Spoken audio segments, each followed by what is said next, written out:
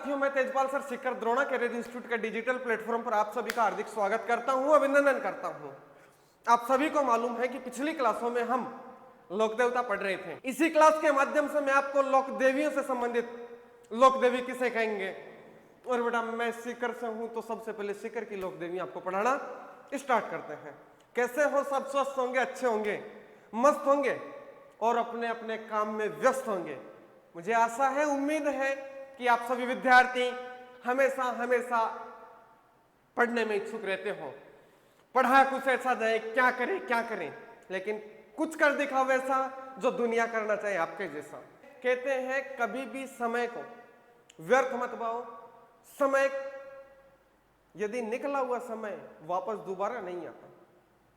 उनसे पूछो जो अपनी उम्र से बड़े हो गए, समय निकल गया, उनसे पूछना कभी। वो बोलते हैं, बताते हैं, संदर्भित करते हैं कि हमने ये देखा है, वो देखा है, समय के साथ परिस्थितियां देखी हैं, देखा है, सबने देखा है।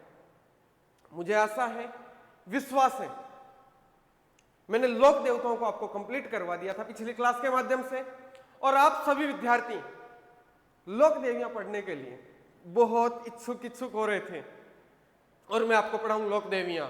लोक देवियां किसे कहते हैं बेटा? स्त्री के रूप में जन्म लेकर अपने कर्मों के बाद जो इस जगत संसार में पूजी जाए, उसको क्या बोलते हैं? उसको बोलते हैं बेटा लोक देवियां। लोक देवताओं के विषय में भी मैंने यही बताया था कि मनुष्य के रूप में जन्म लेकर अपने कर्मों के बाद सामाजिक कार्य, प्राणोत्सर्ग, सामाजिक कार्य, गौ सेवा या किसी धर्म के काम में अपने शरीर या प्राण न्योछावर किए, युद्ध करते हुए वीर गति को प्राप्त हुए, उन्हें हम लोक देवता कहते हैं। इतनी बातें आप सभी को मालूम है, तो इस क्लास में लोक देवियों से संबंधित बात कर लूं बेटा। और लोक देवियां कौन सी? सर्वप्रथम मैं सीकर के लोक देवियों से पढ़ाना स्टार्ट करता हूं, जब भी पढ़ाया, क्योंकि हमारे सीकर में एक धाम पड़ता है जीर्ण माता। कौन सी बेटा? जीर्ण माता। बहुत सावणी देवी है, बहुत सौखी देवी है। यहाँ पर 2.5 पाला मदिरा का, शराब का भोग लगता है, जिसको वर्तमान में स्थायी रूप से बंद करवा दिया गया। बाकी पहले तो आराम से व्यक्ति प्रसाद के रूप में लेते उसको, और मामला सेट बना रहता। अच्छा, आप मत सोचना कि हम भी पिए, प्रसाद था वो, पीने की बातें नहीं थी। तो मैं देख पा रहा हूं आप विद्यार्थियों की हर एक बात। विद्यार्थियों, नकटे बूचे सबसे ऊंचे, मतलब पढ़ाई में ध्यान देना। जैसे विद्यार्थियों, आपको मैं बता दूं कि आप विद्यार्थी हो, अभी आपकी उम्र वो ही बात कि अभी आप लोग सोचते हो क्या करें, लेकिन अब अपने को क्या करना है, कैसे नहीं करना है। 1 मिनट तक आप वेट बने रहिए, क्लास में जुड़े रहिए और देखते रहिए। देखना बेटा, सीकर में एक लोक देवी पड़ती है जिसका नाम जीर्ण माता था। कहा जाता है, सुना जाता है, माना जाता है, पहचाना जाता है, क्योंकि आप लोगों को मालूम है कल्चर मतलब किंवदंती की बातें। कल्चर में हमें हमेशा किंवदंती की बातें सुनने को मिलती हैं।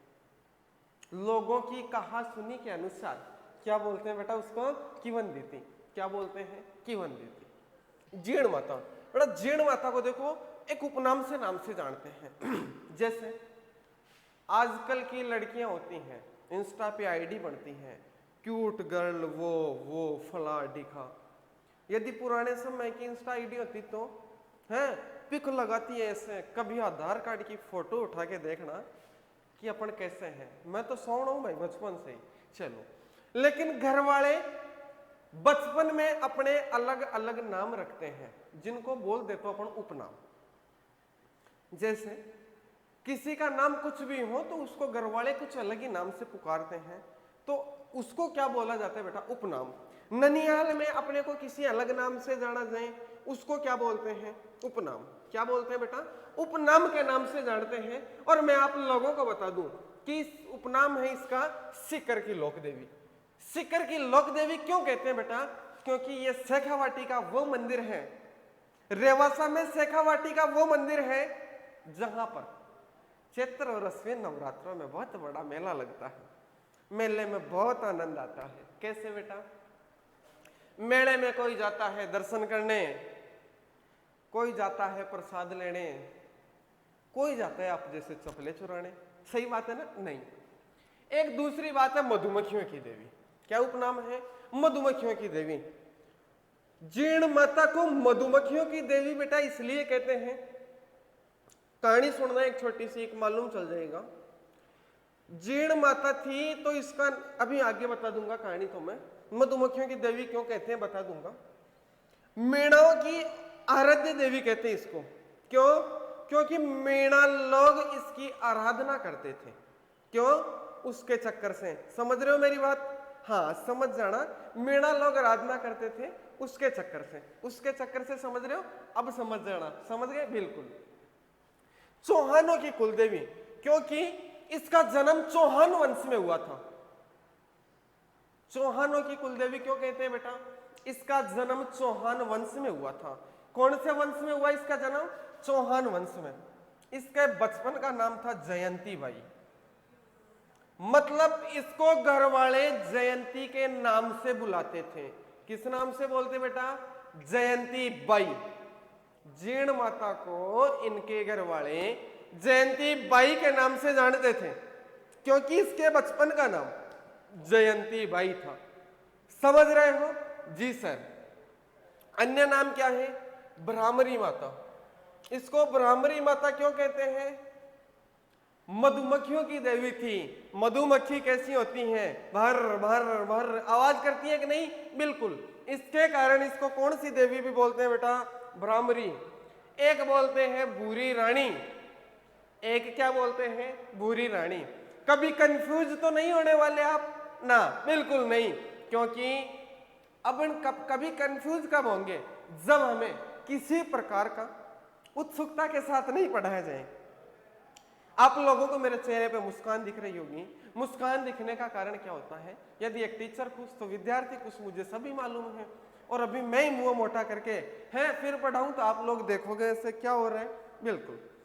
तो बेटा बात करें सिकर की लोक देवी, मधुमक्खियों की देवी, मेणाओं की आराध्य देवी, चौहानों की कुल देवी, जयंती बाई, भ्रामरी देवी, भूरी रानी, इतने नामों से जीर्ण माता को जाना जाता है।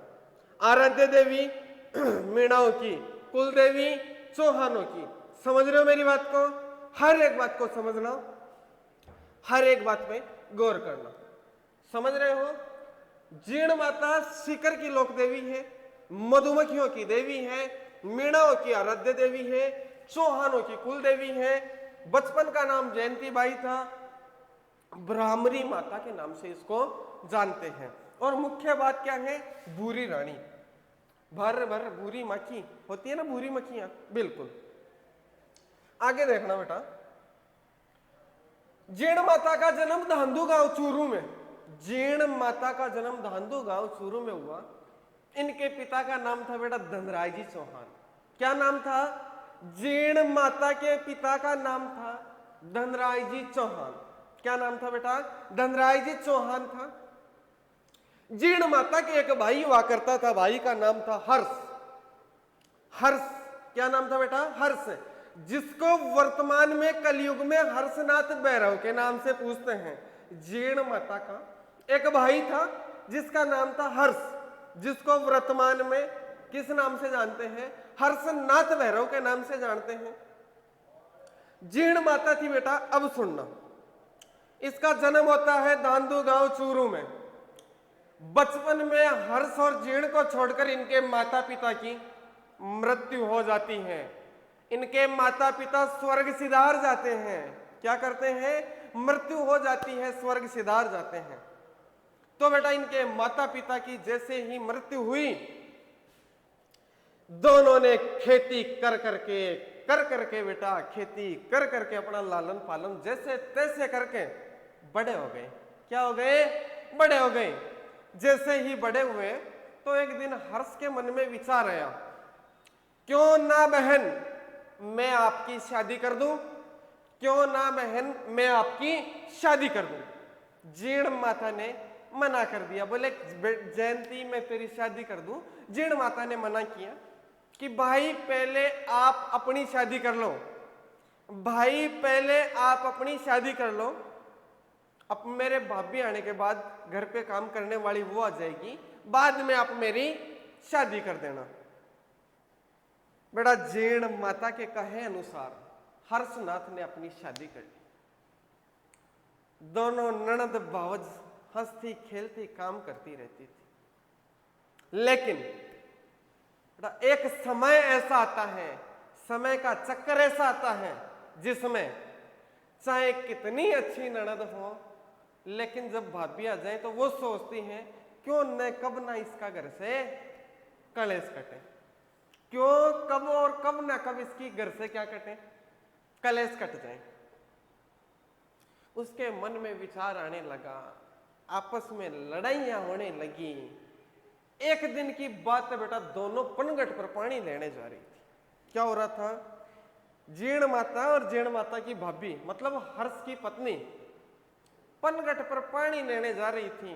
रास्ते में जाते समय दोनों में वाक युद्ध हो गया। क्या हो गया, दोनों में वाक युद्ध हो गया। वाक युद्ध का मतलब होता है बेटा बातों का युद्ध, ऐसे वैसे तैसे, है ना, समझ गए। कैसे हुआ वाक युद्ध, जीर्ण माता बोले मेरा भाई हर्ष अच्छा है, वो बोले नहीं नहीं पति तो मेरा है, मतलब दोनों में तनातनी हो गई।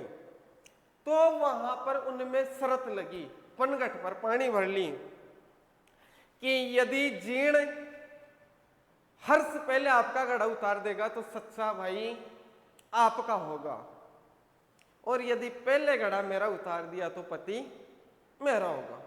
दोनों में आपस में शर्त लग गई, शर्त मंजूर हो गई। वापस पनघट से आते समय दोनों ने बेटा रास्ते में किसी प्रकार का कोई वार्तालाप नहीं किया। समझ रहे हो मेरी बात का, बिल्कुल सभी लोग समझ पा रहे हैं। दोनों ने रास्ते में किसी प्रकार का कोई वार्तालाप नहीं किया। क्या कारण था उसका, मुख्य कारण था उसका, क्योंकि वो सोच रहे थे घर चलते ही अपनी सारी बातें हैं वो बिल्कुल सुव्यवस्थित तरीके से हम जान लेंगे, पहचान लेंगे। समझ रहे हो बेटा, जान लेंगे पहचान लेंगे। समय ऐसा रहा, दोनों घर तक पहुंच गई। ना वो उससे बोल रही ना वो उससे, और ना हर्ष को बोली कोई सी भी कि हमारा गड़ा उतार दो। पनघट से आती देख दोनों इस जीर्ण और उसकी भाभी घर पे आ गई। लेकिन बेटा शादी के बाद का समय ऐसा आता है, एक पति अपनी पत्नी का गुलाम बनी जाता है। बिल्कुल बेटा सही बात कह रहा हूं, चाहे किसी को बुरा लगे तो मान लेना, लेकिन पत्नी कोई बात बोल दे पति नहीं माने, हो नहीं सकता। तो बेटा वो पत्नी के गुलाम क्या थे, वो तो पत्नी का ही घड़ा उतार दिया। सबसे पहले शर्त क्या लगी थी कि तेरा घड़ा उतार दिया तो सच्चा पति तेरा, और मेरा घड़ा उतार दिया तो अच्छा भाई मेरा। इतनी बात देखते ही माता जीर्ण के तन बदन में क्या लग गई बेटा, आग लग गई। अग्नि ज्वाला प्रज्वलित होने लगी उसके तन बदन में, मतलब क्रोधित हो गई और झट से अपने सिर पर रखा मटका फट नीचे गिरा दिया। ऐसी स्थिति देखकर हर्ष को मालूम चला कि कुछ न कुछ कहा सुनी तो आज पनघट पर जाते समय इन दोनों में किसी न किसी प्रकार की कहा सुनी हुई है। बेटा क्या बात बताएं आगे, कहा सुनी के अनुसार बताया जाता है कि उसी दिन जीर्ण माता धुआंधू गांव चूरू से दौड़ती दौड़ती दौड़ती सीकर में आ गई। सीकर में गांव पड़ता है बेटा कौन सा, रेवासा। रेवासा में बेटा एक खोसा पहाड़ियां पड़ती हैं। रेवासा की खोसा पहाड़ियों पर आकर बैठ गई। क्या हो गया बेटा, बैठ गई। बैठ गई, काजल माता के मंदिर में आ गई, तपस्या करने लगी।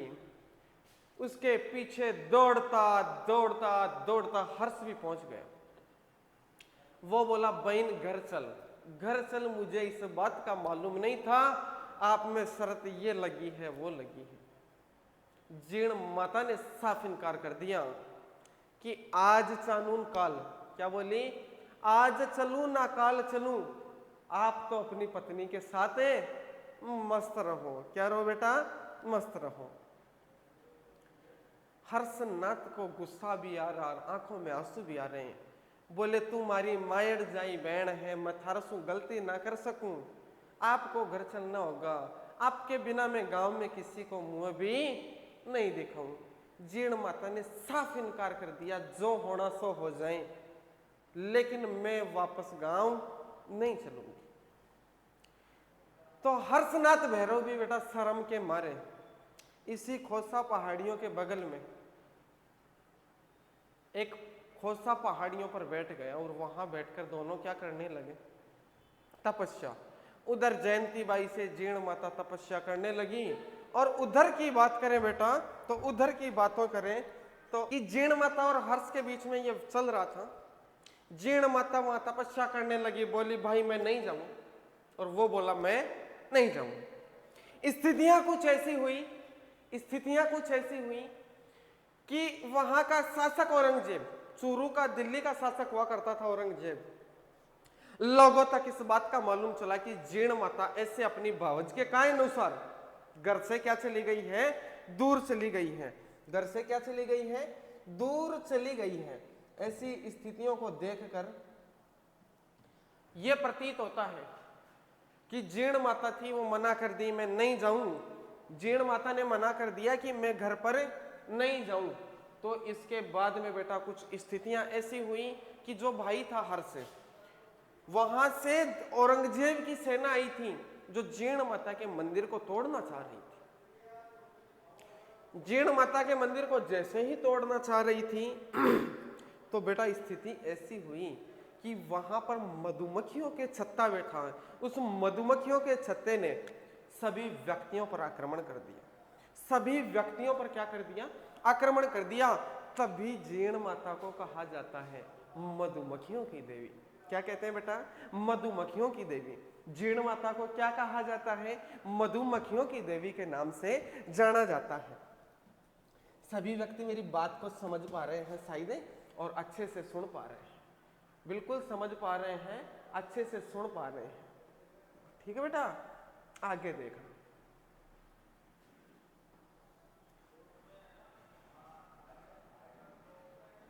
अब जीर्ण माता है, जीर्ण माता, इसका जन्म धांधु में हुआ। पिता का नाम धनराय जी चौहान था, भाई का नाम हर्ष था। तपस्या कहाँ की थी इन्होंने, काजल माता के मंदिर में। तपस्या कहाँ पर की थी, जीर्ण माता थी, इसने तपस्या काजल माता के मंदिर में की थी। मंदिर कहाँ पर है बेटा, मंदिर है सीकर, रेवासा, खोसा पहाड़ियों पर जीर्ण माता का मंदिर बना हुआ है। मंदिर का निर्माण पृथ्वीराज फर्स्ट के शासन काल में राजा हट्टड़ के द्वारा करवाया गया। कौन सी शताब्दी में, 9वीं शताब्दी में। मंदिर का निर्माण सीकर रेवासा खोसा में 9वीं शताब्दी में किसके द्वारा, पृथ्वीराज फर्स्ट के शासन काल में राजा हट्टड़ के द्वारा करवाया गया। कहां पर, रेवासा सीकर में। मंदिर का निर्माण रेवासा सीकर में पृथ्वीराज फर्स्ट के शासन काल में राजा हट्टड़ के द्वारा करवाया गया। समझ गए होंगे मेरी बात अच्छी तरीके से। जीर्ण माता के पिता का नाम धांधु जी था। गांव धांधु, क्या धांधु तो गांव था, धनराय नाम पिता का था। भाई का नाम हर्ष था। तपस्या की थी काजल माता के मंदिर में। और विशेष रूप से बता दूं, इसका मंदिर सीकर रेवासा खोसा पहाड़ियों में है, जिसका निर्माण बेटा 9वीं शताब्दी में राजा हट्टड़ के द्वारा करवाया गया था। विग्रह राज फर्स्ट के शासन, पृथ्वीराज फर्स्ट के शासन काल में राजा हट्टड़ के द्वारा 9वीं शताब्दी में करवाया गया था। यहां तक कंप्लीट, ना किसी को कोई डाउट, ना किसी को किसी प्रकार का आउट। बिल्कुल समझ रहे हो मेरी बात को, इतनी बात को। हाँ, सभी ऑफलाइन ऑनलाइन विद्यार्थी ध्यान दें कि सुपरवाइजर वैकेंसी बहुत जल्द आने वाली है। विशेष रूप से एग्जाम्स पास करने के लिए हमें लंबे टाइम की जरूरत होती है, क्योंकि पढ़ाई करने के साथ साथ हमें एक सफलता की ओर अर्जित करने के लिए एक लंबी रेस का घोड़ा बनना पड़ता है। नहीं समझे, तो लंबी रेस मतलब अपन लगातार तैयारी करते रहेंगे तो हमें सिलेक्शन से कोई नहीं रोक सकता, क्योंकि द्रोणा एक जिद है झोपड़ी में बैठे लाल को खोपड़ी देने का। ठीक है, समझ रहे हो मेरी बात का? द्रोणा एक जुनून है, जज्बा, स्फूर्ति है। द्रोणा एक जुनून है, जज्बा है, स्फूर्ति है। क्यों बेटा, समझ रहे हो मेरी बात को मैं क्या कहना चाह रहा हूं? यहाँ के कंकड़ कंकड़ में, यहाँ के कंकड़ कंकड़ में सफल व्यक्तियों के आयाम है। तो समझो मेरी बात को। और ऑफलाइन बैच में अधिक से अधिक विद्यार्थी आकर क्या करें, ज्वाइन करें। नेक्स्ट देखना, लोक देवियों में सबसे लंबा गीत, लोक देवियों में सबसे लंबा गीत होता है। और लोक देवियों में सबसे लंबा गीत किसका होता है बेटा? जीर्ण माता का। सबसे लंबा गीत जीर्ण माता का होता है।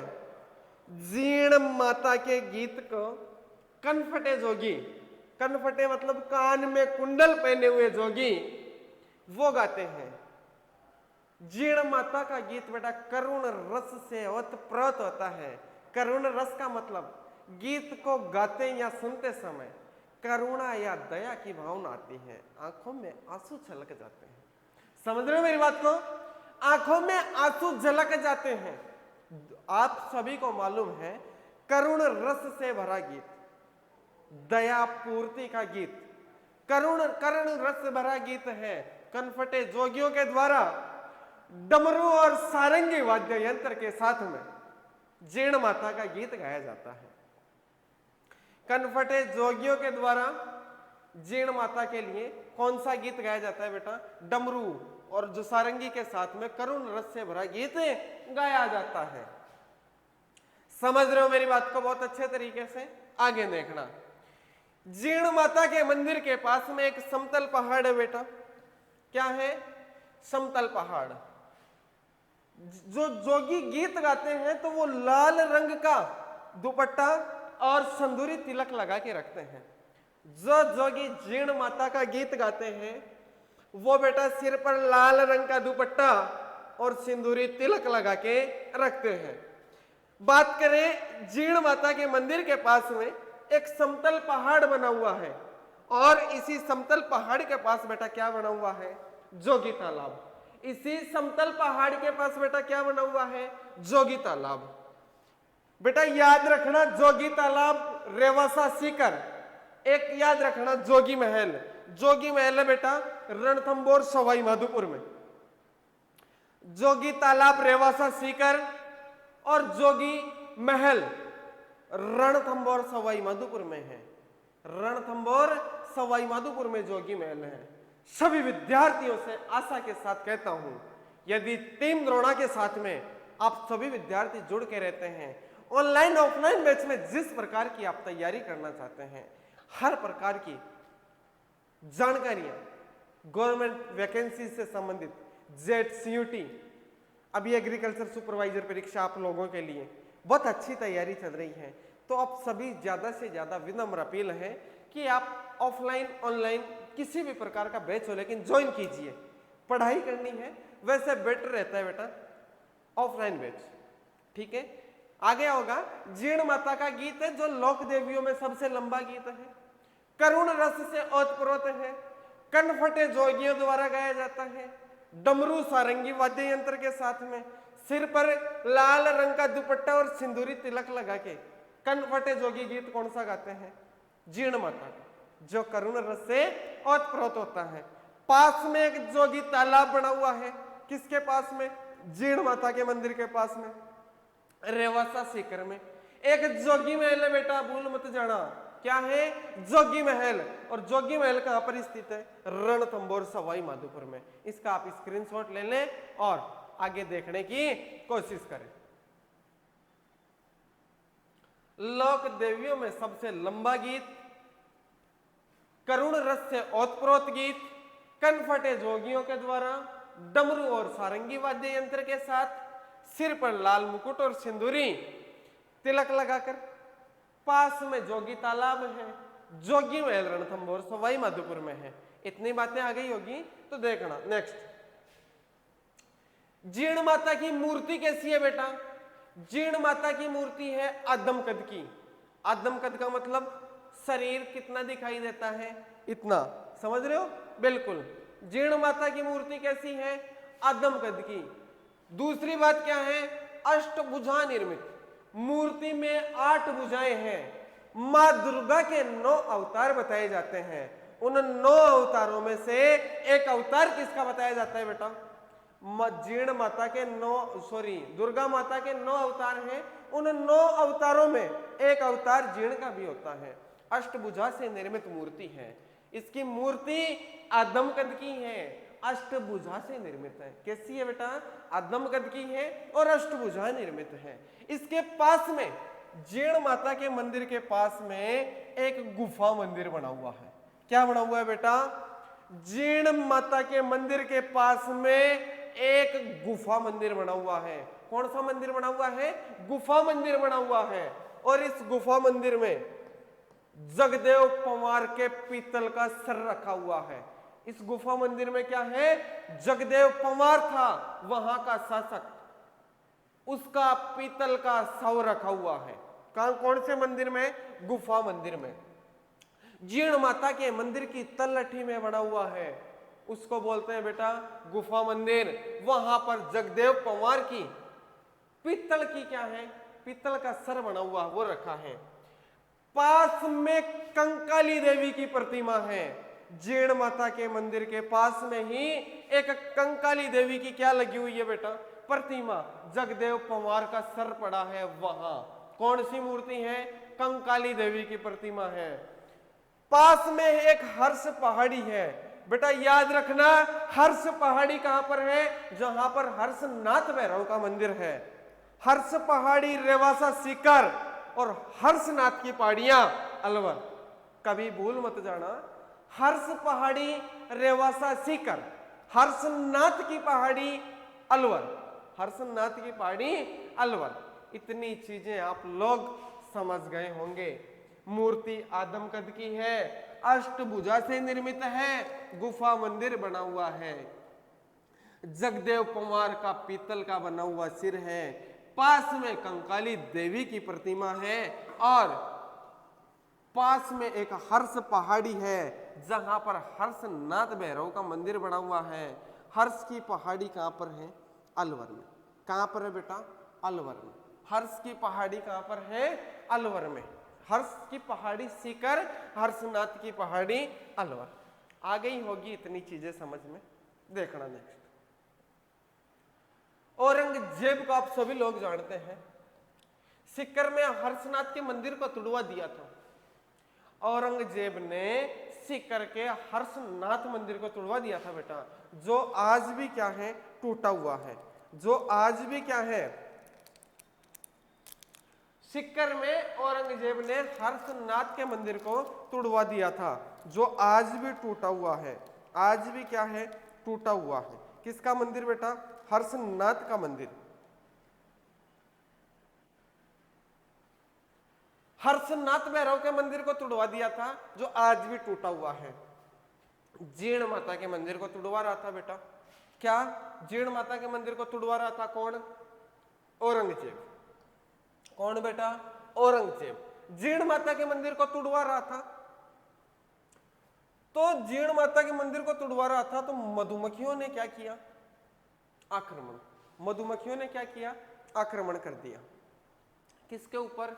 उसकी सेना पर। सेना पर आक्रमण किया। औरंगजेब बोला, जीर्ण माता आप इन मधुमक्खियों से हमारी रक्षा करो। क्या करो? रक्षा करो। तो बोली रक्षा ही है, आपको ये मधुमक्खियां अब से परेशान नहीं करेगी। क्या बोल रही बेटा? आपको ये मधुमक्खियां अब से परेशान नहीं करेगी। बोले कोई बात नहीं। अब जीर्ण माता के मंदिर को तोड़वा रहे थे, मधुमक्खियों ने आक्रमण किया। तो बेटा कहा जाता है उस समय औरंगजेब ने कहा था कि मधुमक्खियां हमारी सेना को नहीं खाएं, इसके लिए हमारे दिल्ली से, दिल्ली में रियासतें थी, प्रति महीने 1.25 मण तेल आपके दीपकों की ज्योत के लिए आएगा। किसके लिए आएगा? प्रति महीने 1.25 मण तेल। 1.25 मण का मतलब होता है बेटा 50 केजी। कितना? 50 केजी। 1 मण में 40 केजी होता है। 1 मण में 40 केजी होता है। जो तेल पहले बेटा दिल्ली से आता था, थोड़े दिन का समय बीता, कहां से आने लगा? जयपुर से। और थोड़े दिन का समय बीता, अब यह तेल मेले के अवसर पर आता है। किसके अवसर पर आता है? मेले के अवसर पर। समझ रहे हो मेरी बात को? जी सर। पहले यह तेल प्रति महीने आता था दिल्ली से, समय बीतता गया तो यह तेल जयपुर से आने लगा। वर्तमान में यह तेल मेले के अवसर पर आता है। कब आता है बेटा? मेले के अवसर पर। आगे देखना, मेला कब लगता है? मैंने बताया था सभी लोक देवियों का मेला नवरात्रों में लगता है। कब बेटा? नवरात्रों में। तो बेटा सभी लोक देवियों का मेला नवरात्रों में लगता है। नवरात्रे चैत्र और अश्विन 2 बार आते हैं साल में। जी सर, चैत्र और अश्विन नवरात्रों में मेला लगता है। किसका? जीण माता का। बताया जाता है बेटा जीण माता के कभी पट बंद नहीं होते। नहीं समझे? जीण माता के कभी पट बंदे नहीं होते हैं। श्रृंगार के समय केवल और केवल क्या लगाया जाता है?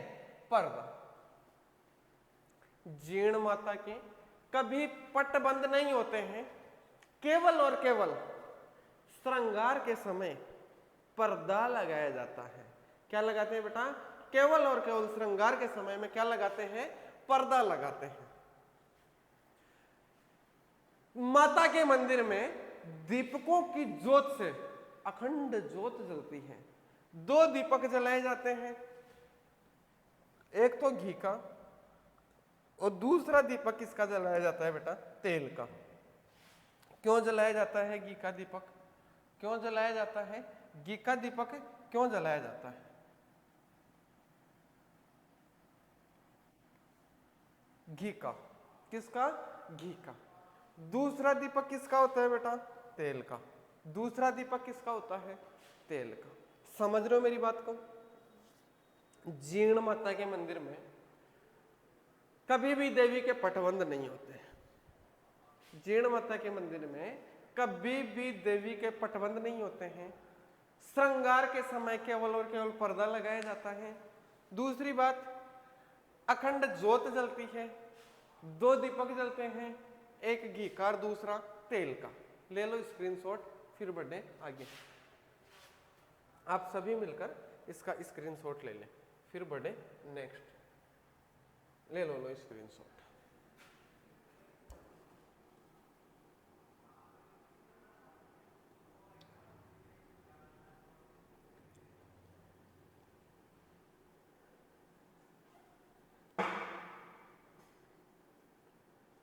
सभी व्यक्ति मिलकर स्क्रीनशॉट ले लें इसका और देखते रहिए कि आप सभी विद्यार्थी, चैत्र और अश्विन नवरात्रों में मेला लगता है। मेले में मंदिर के पटबंद नहीं होते हैं, कभी नहीं होते पट तो बंद। श्रृंगार के समय केवल पर्दा लगाया जाता है। दूसरी बात क्या है? दूसरी बात यह है कि पर्दा तो लगा देते हैं केवल श्रृंगार के समय, लेकिन मंदिर में अखंड ज्योत जलती रहती है। इनके दीपकों की ज्योत से, इनके दीपकों से जो ज्वाला होती है, एक दीपक किसका होता है? घी का, दूसरा तेल का। क्यों? क्योंकि प्रति महीने 1.25 मण तेल तो कहां से आता है? दिल्ली से। यहां के लोगों के द्वारा भी तेल, घी, जात जड़ूले उतारे जाते हैं, तो पहुंचाया जाता है। आगे देखना चाहिए बेटा, मंदिर में 2.5 प्याले शराब का भोग लगाया जाता है जीण माता के, जो वर्तमान में बेटा बंद है। बंद है, कहीं आप सोचो अभी भी जीण माता के मंदिर में 2.5 प्याला शराब का भोग लगाया, भोग लगता है। बकरे की बलि अर्थात पशु बलि दी जाती है। जीण माता के मंदिर में 2.5 प्याला शराब का भोग लगता है। बकरे की बलि या पशु बलि दी जाती है। जो वर्तमान में पशु बलि पर क्या है, वर्तमान में ये दोनों सुविधाएं बंद है। ना तो यहां बेटा पशु बलि देने देते हैं और ना ही यहां पर ना तो पशुओं की बलि देने के लिए बोलते हैं, ना यहां पर बकरे की बलि लगती है, ना शराब का भोग लगता है। ठीक है। मंदिर में, जीर्ण माता के मंदिर में शरद पूर्णिमा के दिन विशेष त्योहार मनाया जाता है। जीर्ण माता के मंदिर में शरद पूर्णिमा के दिन बहुत विशेष त्योहार मनाया जाता है। बेटा बता दें, जीर्ण माता पर एक फिल्म बनी थी, जय जीर्ण। कौन सी? जय जीर्ण फिल्म वर्ष 2003 में बनी थी। तब शायद आप लोग तो यूं होंगे या यूं ही थे। चलो, मंदिर में शरद पूर्णिमा के दिन विशेष त्योहार मनाया जाता है। जीर्ण माता पर वर्ष 2003 में जय जीर्ण फिल्म बनी थी। जीर्ण फिल्म बनी थी। समझ रहे हो मेरी बात? बिल्कुल सभी समझ गए होंगे। बिल्कुल। पहले 2.5 प्याला शराब बकरे का भोग लगता था, उस पर क्या है, रोक लगा दी। फिर क्या हुआ, बकरे की बलि दी जा रही थी, रोक लगा दी। वर्तमान में बंद है दोनों। मंदिर में शरद पूर्णिमा के दिन विशेष त्योहार होता है। दूसरी बात, जय जीर्ण फिल्म बनाई गई जीर्ण माता पर वर्ष 2003 में। आगे देखना बेटा, जीर्ण माता के मंदिर में क्या है, रोपवे। राजस्थान का सबसे नवीनतम रोपवे, जीर्ण माता मंदिर रोपवे, जिसका शुभारंभ मार्च 2024 में किया गया। जिसका शुभारंभ मार्च 2024 में किया गया। 8 करोड़ रुपए की लागत लगी थी बेटा। कितनी? 8 करोड़ रुपए की लागत लगी थी। मार्च 2024 में रोपवे बना था। बड़ा शेखावाटी का पहला रोपवे है। सीकर का इसको क्या बोलते हैं, पहला रोपवे। शेखावाटी का पहला रोपवे है। 121 सीढ़ियां हैं। कितनी सीढ़ियां हैं? 121 सीढ़ियां हैं। अभी रोपवे लगने के बाद 4 मिनट में व्यक्तियों को ऊपर पहुंचा देता है जीर्ण माता के मंदिर में। कितने रुपए में? 4 मिनट में। जिसमें वयस्कों की 120 रुपए की टिकट लगती है, बच्चों की 70 रुपए की टिकट लगती है। समझ रहे हो? वयस्कों की 120 की और बच्चों की बेटा 70 रुपए की। इस 8 करोड़ की लागत में इसमें 6 लोग बैठ सकते हैं एक साथ। 6 ट्राली है, 36 लोग एक साथ जा सकते हैं। इसकी लंबाई है 500 मीटर। शेखावाटी का या सीकर का पहला रोपवे है। चलो, इतनी बात आप सभी लोगों के कान में बहुत अच्छे से बैठ गई होगी। बैठ गई होगी बेटा। रोपवे बनाया गया मार्च 2024 में।